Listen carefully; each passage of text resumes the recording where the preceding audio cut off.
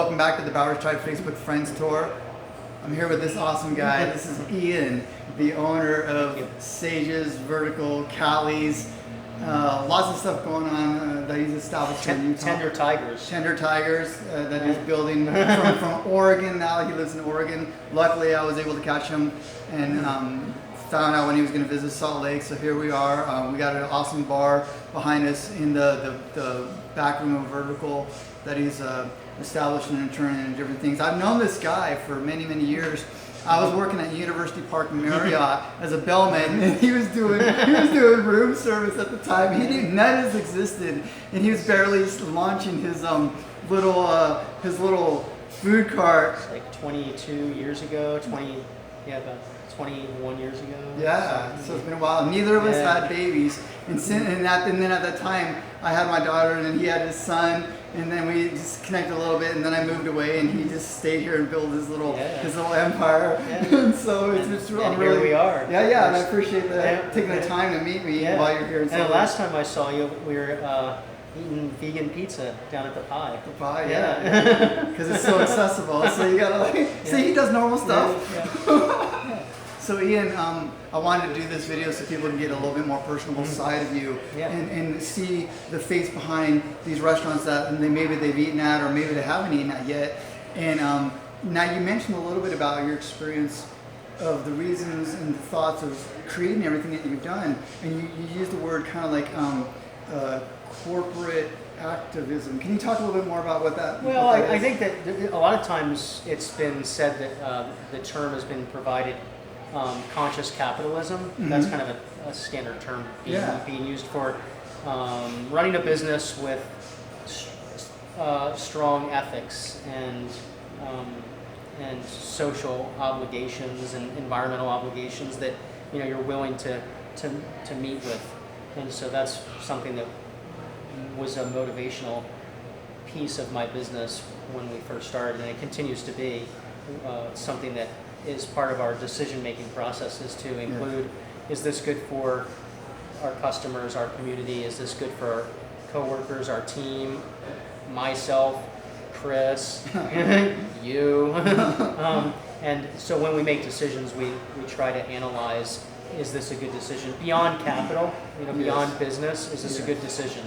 Because we believe that our business, from a capitalistic position, as well as an influential position for environmentalism or social or animal rights, all of those things fall into the same category, and that is sustainability. We cannot offer our services, or I can't be an artist if I don't have enough customers that believe in what we do. And we were talking about it earlier, the idea that vegan restaurants or vegetarian restaurants have a different vibe than standard restaurants. We also have a lot of people watching us, and there's kind of like a little group out there, which I know you know, called the Vegan Police, and they're watching you. Making sure you hold up to those standards. So we have to make sure that we're we have our own standards that are applicable, and then we also have standards that we want to meet the needs of our customers and the future of our customers, which we're always looking at little changes that we can make to make our customers have the best optimal experience that they can have in our establishment. And, we'll be rolling out probably in the next month or so a new menu. We'll have pizza over at Vertical on First. Sage's Cafe is no longer. We removed that business. It was operating for 20 years. Now it's Vertical Diner, 2 locations. We're looking at maybe other locations if anyone out there wants to start a Vertical Diner in a random warehouse in a back alley in some dark alley in New York City. Food cart down the road. Food cart. Tricycle. Now you talked a little bit about your education experience with high school versus college, and it was a little different experience. Can you talk a little bit about your experience, learning and the logistics of different ways of learning? Yeah, well, I think I would have been probably a candidate for some sort of learning disability. Yeah. And so I think that as a young person, the way my brain works is uniquely different than other people's, but I'm sure it's very similar to some people as well, and that I have a hard time testing, potentially dyslexic, I'm colorblind. I always like to say I'm color cute or color sensitive because I can see colors maybe uniquely different than other folks, and a lot of times people, they like my choice of colors, so it has nothing to do with that I just happen to see colors differently than the masses. Yeah. And so when I was younger, I would tend to read things backwards and in reverse and put letters and numbers in different ways. I hear things differently.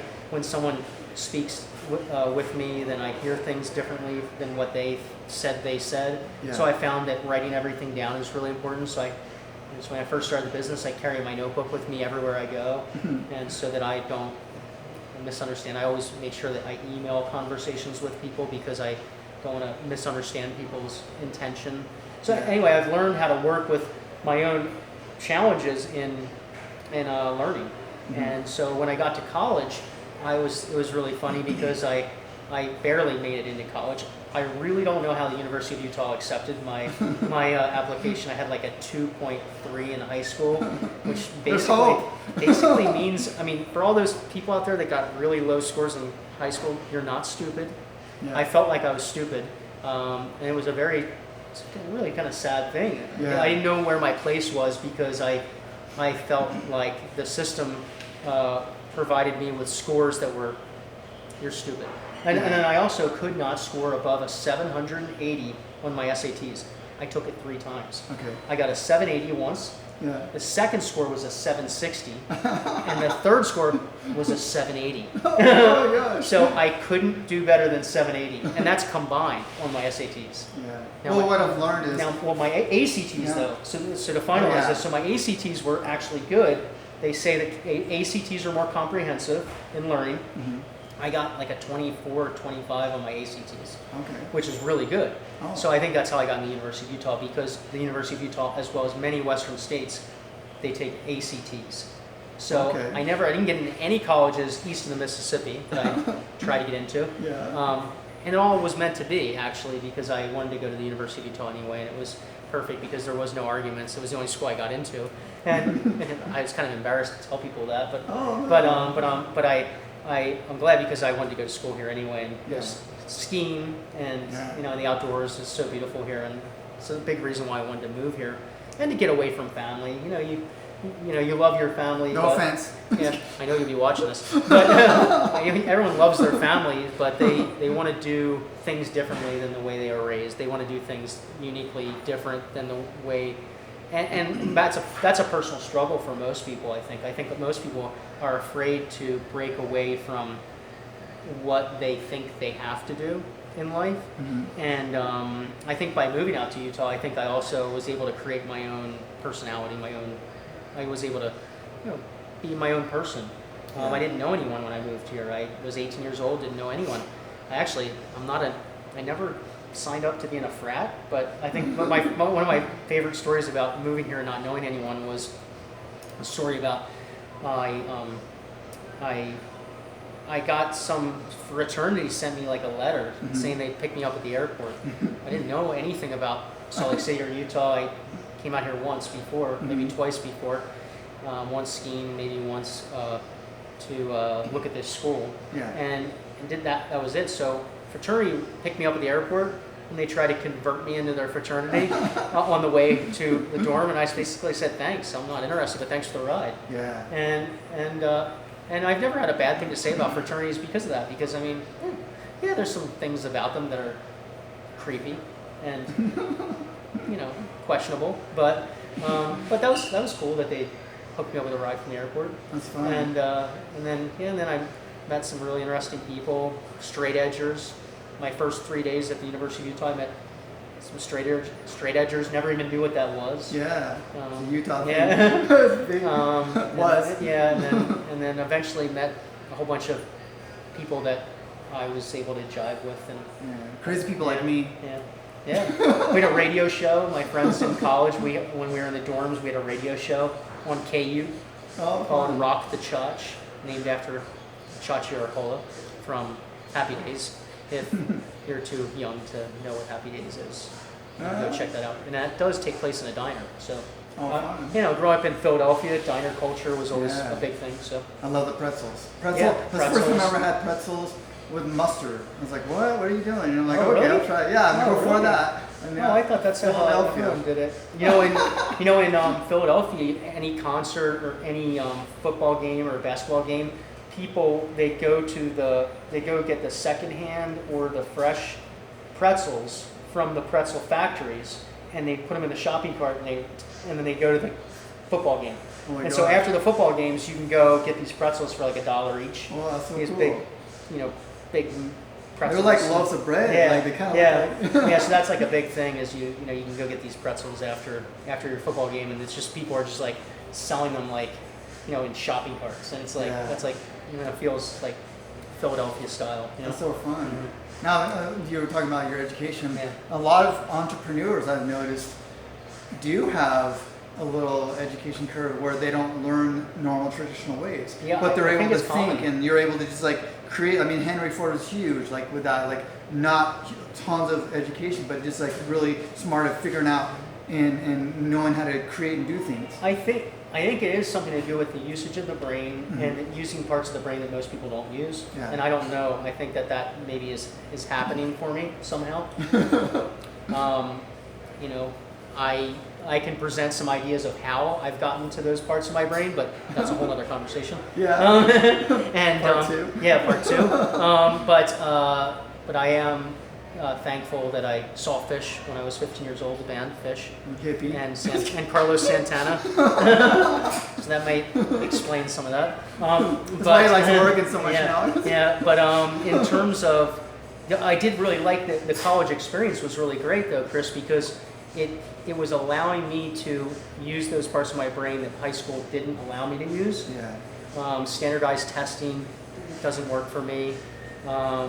But yeah, it was great to be able to. I made mistakes at the University of Utah. I didn't realize how it was to schedule classes. So my first semester, because I didn't have anyone help me schedule, I always do things myself. So I scheduled all my own classes, 300 level geology class, 300 level behavioral science class. I got A's in all of them. Oh my gosh. Where all these other grad students and seniors were getting B's and C's, and I'm like doing great. Yeah.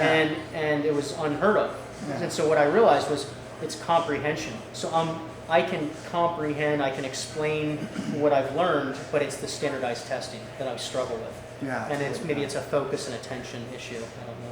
Now, in your experience over the last couple of decades, have you noticed and witnessed a lot more just quote unquote normal people that are not vegetarian eating vegetarian foods? Yeah, well, I think that after Michael Pollan wrote Omnivore's Dilemma, we actually saw a loss of business at Sage's Okay. because then farm-to-table restaurants opened up. Oh.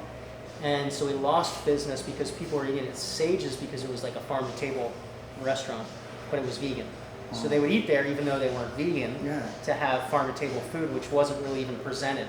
Okay. And then, places like Pago open up, places like, these other farm-to-table restaurants open up, and then we're like, what happened? We lost a third of our business over that. And so, but what also has happened is non-vegetarians are eating at vegetarian restaurants.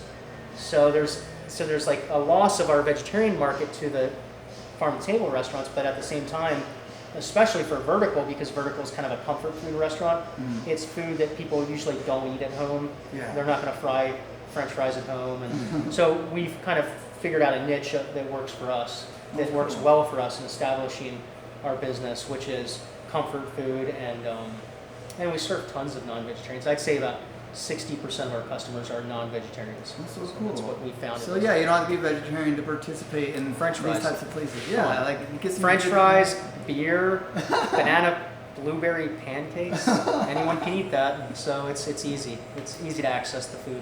Well, I definitely want to respect people's time. Yeah. I wanted to also just give people a more personable experience of you, and the face Thanks, Chris. behind everything. Now, since you came all the way to the end, we're going to post that Ian has offered. What was the percentage off to show this video in the Well, okay, we'll offer 10% off if you watch the video, and if you can show that you've watched the video to our servers at either of our restaurants up until the end of the year. And then also, there will be more offers. 10% off the whole bill, or what do you think? Not alcohol, but the whole bill. Yeah. Okay. Not Cool. gratuity, not Yeah, no, I taxes. get that. Sorry about that. Tip your waiters. Alcohol is there's an issue with the state of Utah. Yeah, absolutely. No free weed. You have to go to Oregon for that. Yeah. No, I'm not sure if that's controversial, but It doesn't matter. I don't This think is a private. I don't think it's controversial anymore. It's a private interview. But anyway, yeah, 10% off until the end of the year on your ticket if you come in either of the vertical locations, and then there will be more offers too, especially in the fall. There will be some offers on maybe reserving the Jade Room for cool. Christmas, holiday parties. That's fun. And That's just to be clear, the end of the year is December 2018, December 31st. Nobody tries to go beyond that. yeah. So Ian, would it be safe to say that we are friends in real life and not just on Facebook? Yeah, we know each other. Yeah, we're OG vegetarian homies. Well, I'm glad I got the chance to connect with you yeah, man. here while you're visiting from Oregon. Yeah. I wish you the best of success with everything you do, and thanks Thank again you. for everything. Thank you. Yeah, and thanks for all your support of the business. And if you ever need to contact me, you can send me an email, Ian at elevatedcuisine.com. I'd give you my phone number. That's just a little too We weird. won't do that. That's just a little too weird. But Ian at elevatedcuisine.com. You're always welcome to email me if you have a question. What's in a recipe or something? Well, everybody have a good day. Yeah. Thank you.